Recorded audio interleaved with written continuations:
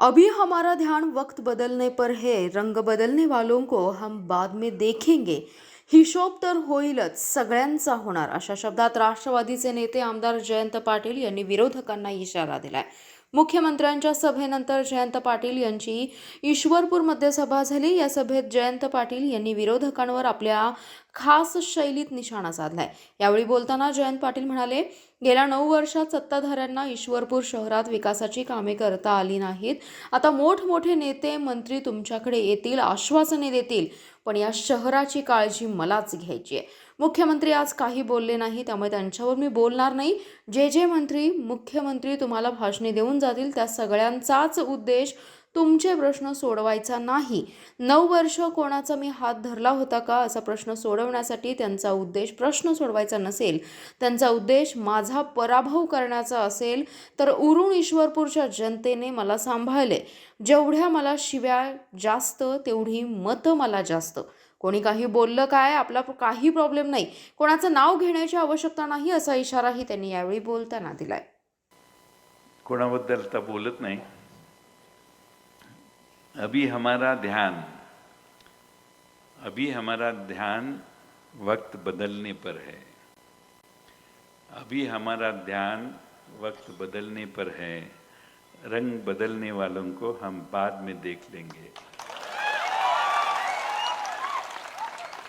आपण सर्वांनी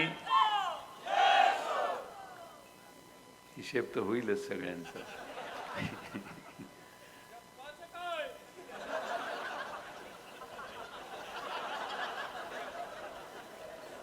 शेवटचा मुद्दा सांगतो, मला जायचंय.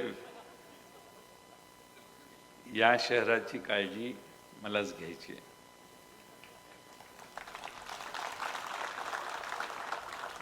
जे मंत्री मुख्यमंत्री येऊन तुम्हाला भाषणं देऊन जातील, त्या सगळ्यांचाच उद्देश, मुख्यमंत्री काय बोललेले नाहीत आज, त्यामुळे मी त्यांच्यावर बोलत नाही, पण त्या सगळ्यांचा उद्देश तुमचे प्रश्न सोडवण्याचा नाही आहे. मग 9 वर्ष काय मी हात धरलेले का कोणाचे ह्या शहरात येऊन हे प्रश्न सोडवायला?